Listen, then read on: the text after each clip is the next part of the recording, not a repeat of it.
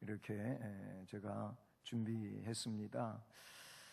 오늘은 이 에베소서 5장 19절로 21절 말씀이 본문이 되어 함께 다음 시간에 봉독하며 말씀을 받았는데요. 이 말씀은 앞에 15절서부터 21절까지 한 문단이지요.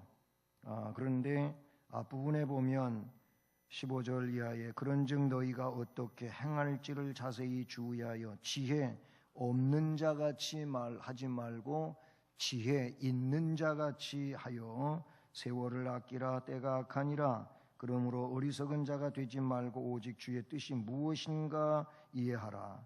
술 취하지 말라. 이는 방탕한 것이니 오직 성령으로 충만함을 받으라. 그리고 나서 함께 읽은 본문으로 이어지게 되지요.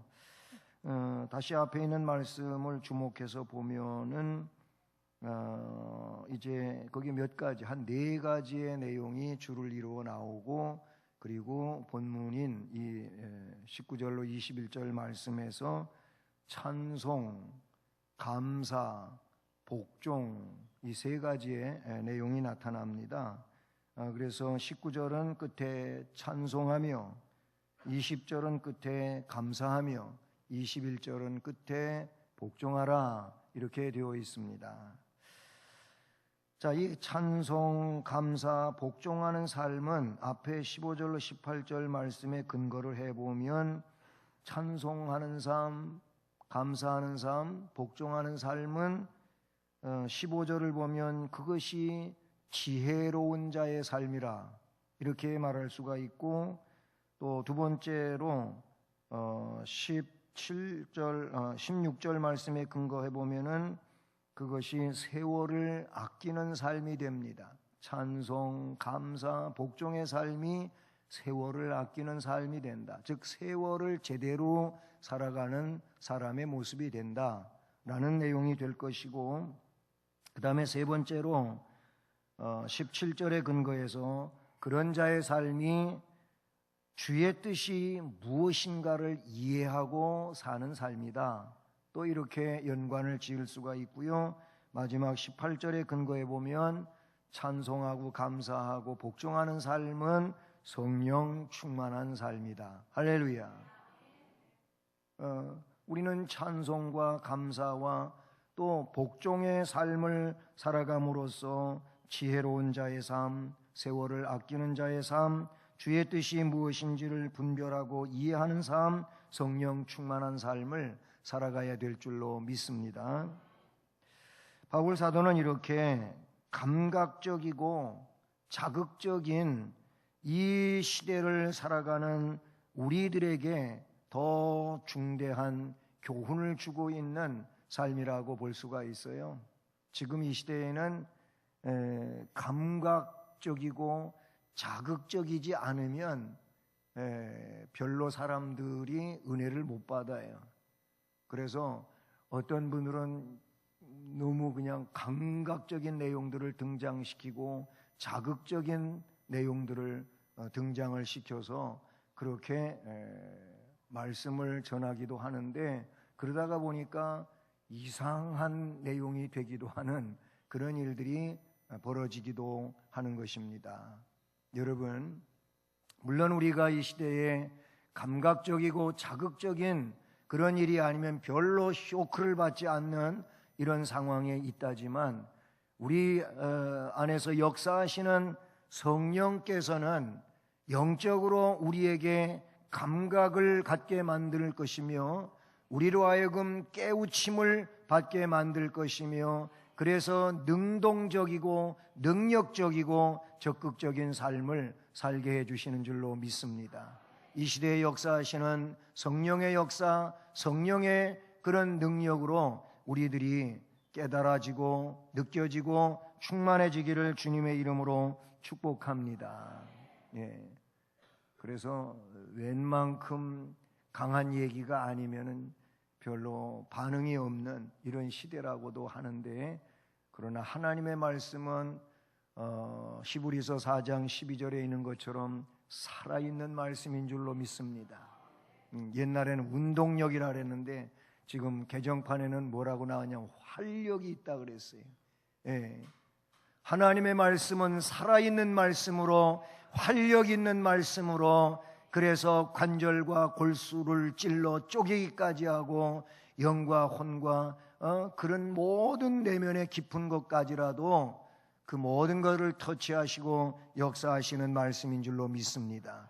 그러므로 성령께서 이와 같이 역사하시는 그 역사 속에서 우리가 은혜의 깊음 속으로 더 일보 진입하고 충만해 가기를 축복합니다. 오늘 말씀은 19절에 뭐라고 얘기합니까? 너희의 마음으로 주께 노래하며 찬송하며 그랬어요. 물론 그 앞에는 시와 찬송과 신령한 노래들로 서로 화답을 하며 너희의 마음으로 주께 노래하며 찬송하라. 결론은 주께 찬송하라고 하는 내용인 줄로 믿습니다. 우리는 우리 주님께 찬송하는 자가 되어야 할 줄로 믿습니다. 성경을 보면 하나님은 하나님의 백성들에게 찬송을 명령하셨습니다. 왜 찬송을 명령하셨을까요? 하나님이 찬송을 너무 좋아하시니까. 저는 그렇게 생각해요. 하나님께서 찬송을 너무 좋아하시고, 오전 예배도 그랬지만 하나님 나라에는 찬송으로 가득 차 있어요. 찬양으로 가득 차 있어요. 정말로 웅장하고 아주 놀라운 찬양으로 가득 차 있는 곳이 하나님 나라인데, 우리가 장차 하나님 나라에서 그렇게 찬양하며 하나님께 영광 돌리고 끝없이 기뻐하는 그런 백성으로서의 삶을 살게 될 줄로 믿습니다. 찬송을 명령하셨어요. 그래서 시편만 보더라도 시편 31편 1절, 96편 1절, 100편 1절, 113편 1절, 114편 1절, 거의 1절을 제가 언급했습니다만 1절 말고도 다른 절에도 그와 같이 나오겠습니다만은 다 찬송을 명령하고 있어요. 얼마 전에 지난주에도 시편 150편 가지고 설교했잖아요. 거기도 보면은 호흡이 있는 자마다 여호와를 찬양할지어다. 죽은 사람은 할 수 없겠지만 하나님 나라 가서 하겠지만 우리는 살아있다면, 숨쉬고 있다면은 우리는 찬양해야 될 줄로 믿습니다. 운동을 많이 안 하고 사는 사람들은 꼭 자기도 운동한대. 무슨 운동하냐면 자기는 숨쉬기 운동을 한대. 숨쉬기 운동은 하고 산대요. 물론 숨쉬니까 살아있다고 말할 수 있겠지만 숨을 쉬고 있는 동안에 우리는 찬송해야 될 줄로 믿습니다. 네, 찬송해야 돼. 근데 오늘 이 말씀도 주께 찬송하라고 19절에서 그렇게 요약해 보면 말씀하고 있는 것을 보게 됩니다. 근데 여러분, 주님이 가시면 누가 오신다고? 보혜사 성령이 오신다 그랬어요. 성령 하나님이 오실 것을 성자 하나님께서 말씀을 해주시면서 내가 가는 것이 너희한테는 보혜사 성령이 오기 때문에 유익이다, 이렇게 얘기했어요. 왜냐하면 예수님은 물론 참 신이시며 참 인간이시지요. 물론 신 맞아요. 그런데 인성을 입고 있기 때문에 예수님은 나름대로 제한적이지요. 그렇죠? 육신을 입고 계시는 예수님은 제한성을 갖고 있는 부분이 있어요. 그러나 성령 하나님은 영이시기 때문에 제한이 없으십니다. 그렇기 때문에 성령 하나님은 각 심령에 동일하게 그렇게 임하시고 역사하시고 함께 하시는 줄로 믿습니다. 그 성령은 그런 영. 근데 이 성령이 오시면 너희는 권능을 받는다 그랬어요. 능력의 사람이 된다 그랬어요. 이 능력은 전도의 능력이고, 그리고 하나님 백성으로서 살아갈 수 있는 삶의 능력이 되기도 하는데, 그 중에 성령이 오시면 성령의 역사에 의해 가지고 찬송하게 되는 줄로 믿습니다. 왜냐하면 찬송은 하나님 앞에 영광을 돌리는 것이니까 성령의 강림과 더불어 그 심령의 감동과 감화가 일어나게 되므로 찬송하게 되는 줄로 믿습니다. 그러니 성령 충만은 제일 먼저 생활 속에서 찬양의 삶을 살아갈 수 있도록 역사하시고 주도하시고 인도하시는 줄로 믿습니다.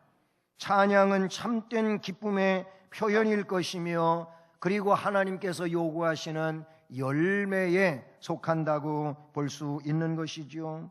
기쁜 생활로 인해 성도는 몸과 영혼이 유쾌하게 될 것이고 그리고 그렇게 된 심령을 가지고 복된 삶을 살며 그 삶을 통하여 하나님 앞에 영광을 돌릴 수 있는 은혜자가 되는 줄로 믿습니다. 그래요. 그냥 졸다가도 끄떡 해주시면은 그것만도 저는 용기가 됩니다. 그래요. 목사님 말씀 맞습니다. 한참 졸다가도 안 좋은 것처럼 그러시기도 하는데 어쨌든 여러분 성령으로 충만해지시기를 주님의 이름으로 축복합니다. 육적인 사람은요 어디에서 기쁨을 가지냐면은 환락에서 기쁨을 갖습니다. 요즘 그런 얘기는 여러분 더 잘 아실 테니까 그냥 간단히 얘기하면 요새 버닝썬 때문에 난리가 났어요. 그래가지고 정말 세상이 이런가 할 정도로 자꾸 이상한 내용들이 자꾸 나오잖아요. 그런 내용들이 나와요. 그런데 애초에는 우리는 그런 거 전혀 없다, 그거 아니다 그랬는데 실제로 그런 내용들이 거기에서 막 그냥 폭탄처럼 터지고 나오고 있지 않습니까? 이게 왜냐, 거기가 세상이에요. 세상. 그게 세상이에요. 그래서 그런 것들을 근거로 해서 정말 기쁨을 맛보고 하려고 거기에 그런 사람들이 모여드는 거예요. 세상입니다. 그게 세상입니다. 물론 그런 곳 아니라 할지라도 세상은 결과적으로 환락을 통해서 기쁨을 얻고자 하는 것이 세상이에요. 그러나 성령은 하나님 나라는 그리고 이 땅 위에 있는 하나님의 나라의 모형인 교회는 성령으로 난 사람들이기에 하나님께서 주시는 평안 속에 성령 안에서 기뻐하고 즐거워하고 행복한 줄로 믿습니다. 여러분 그렇게 믿어지십니까? 그리고 그렇게 삶으로 정리되어져 있습니까?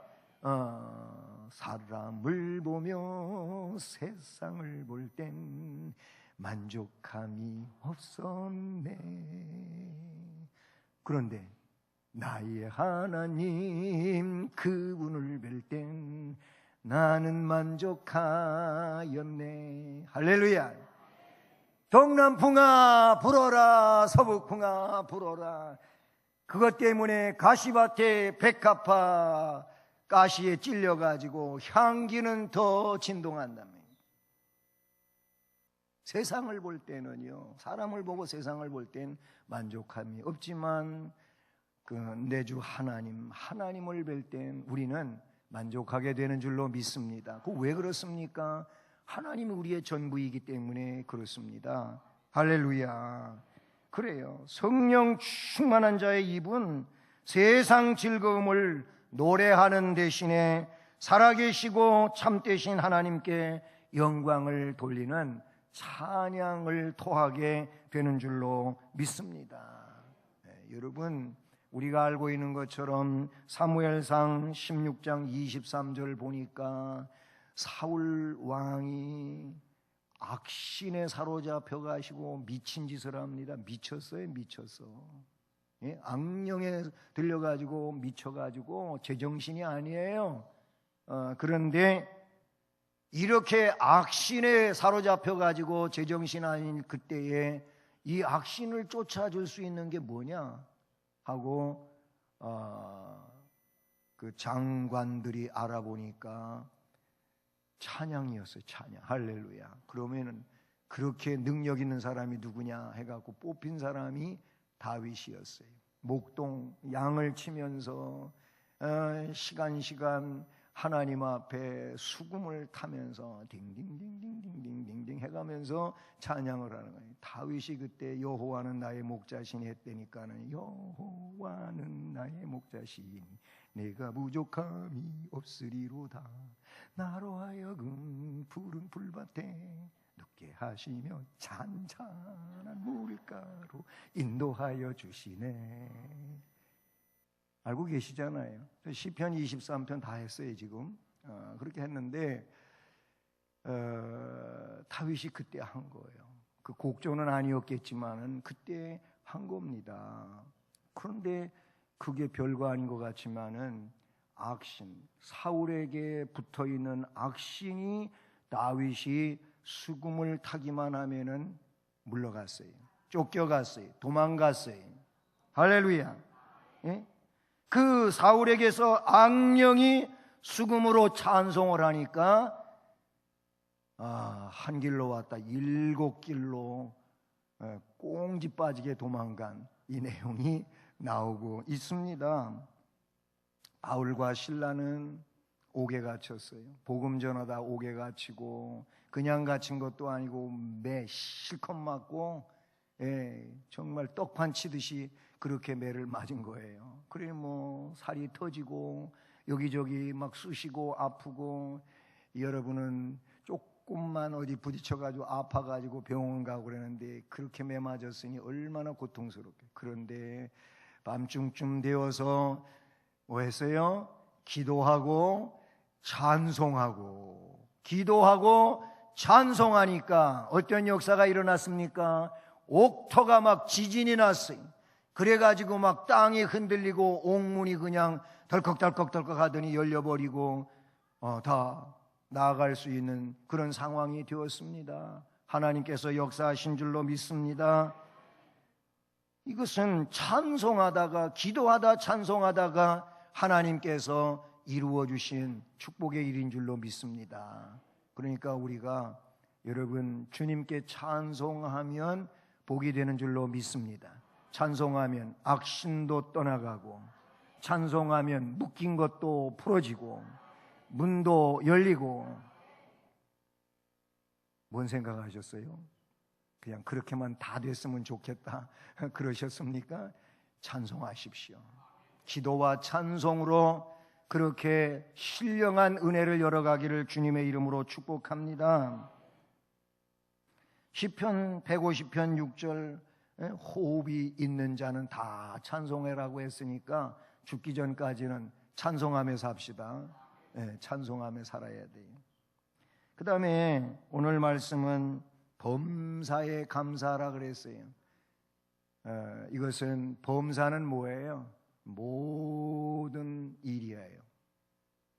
이럴 때도 저럴 때도, 슬플 때도 기쁠 때도, 힘들 때도 평안할 때도, 꼭 안 좋을 때는 불평하고 좋을 때는 하하호호 하면서 또 기뻐하고 그러지 말고, 우리는 터널을 빠져나갈 때에도 곧 빛이 올 것을 믿고 감사하며 찬송할 수 있기를 바랍니다.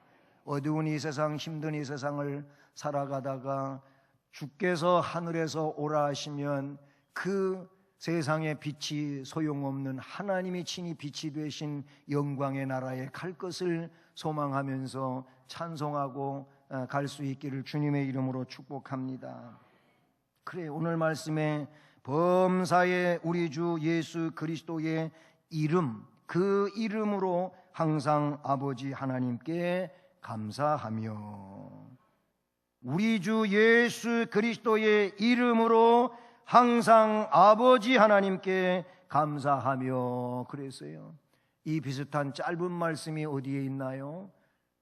데살로니가전서 5장 18절 말씀에 거기 뭐라 그랬어요? 범사에 감사하라 그랬어요.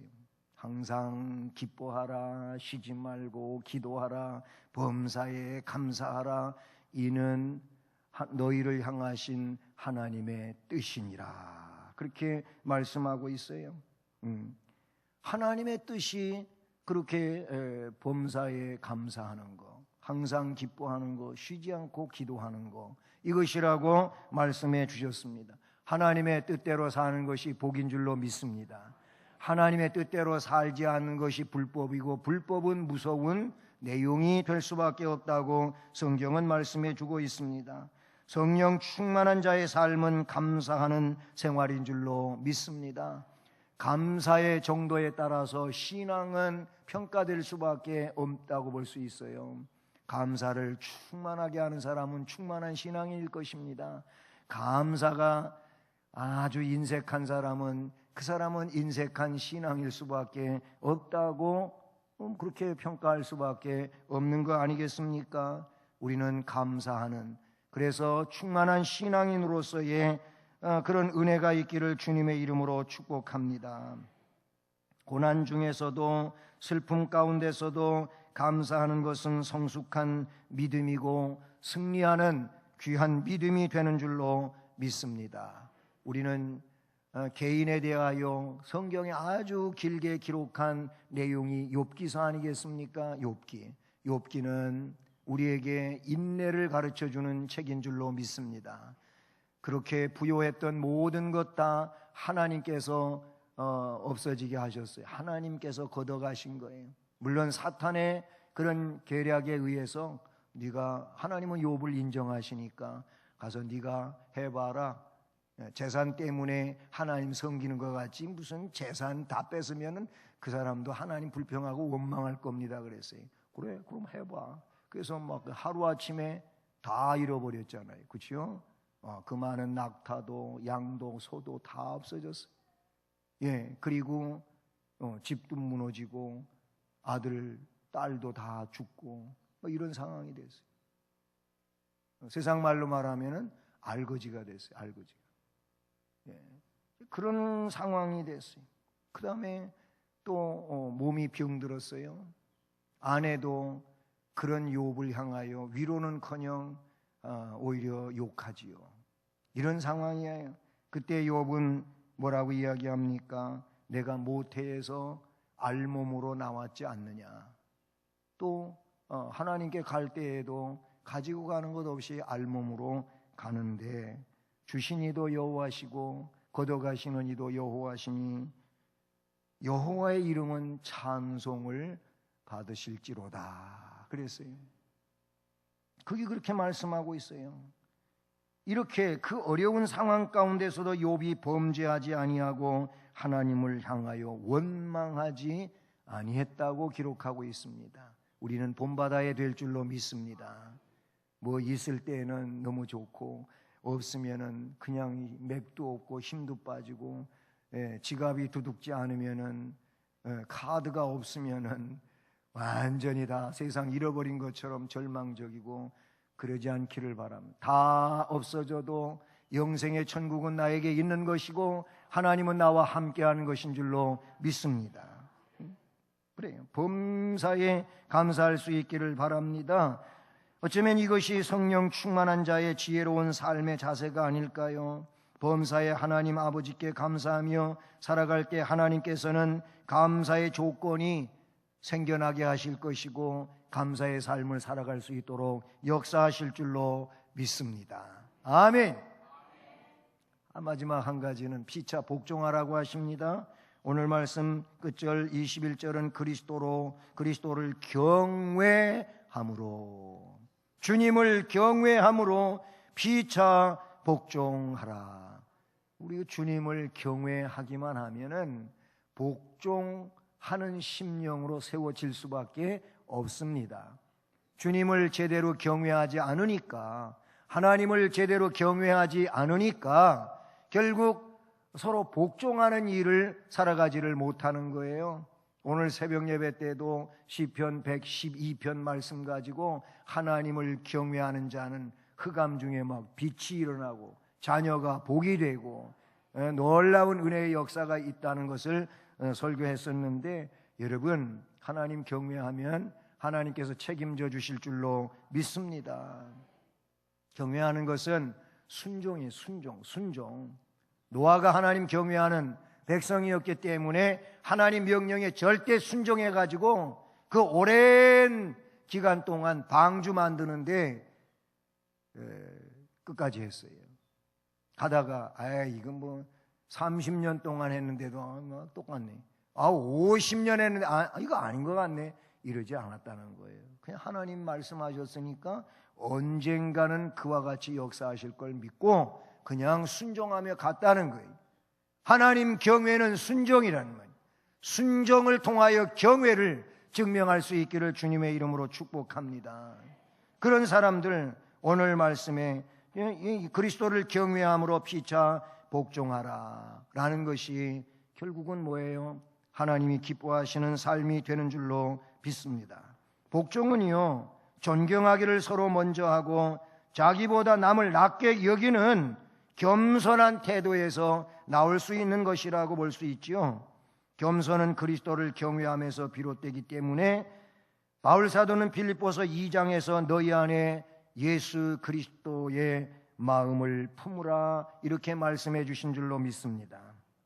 우리는 예수 그리스도를 모시고 그 주님의 겸손한 마음을 우리도 갖고 삶을 살아가 하나님 앞에 영광을 돌리고 복종하는데 혹은 순종하는데 어려움이 없는 은혜자가 되기를 주님의 이름으로 축복합니다.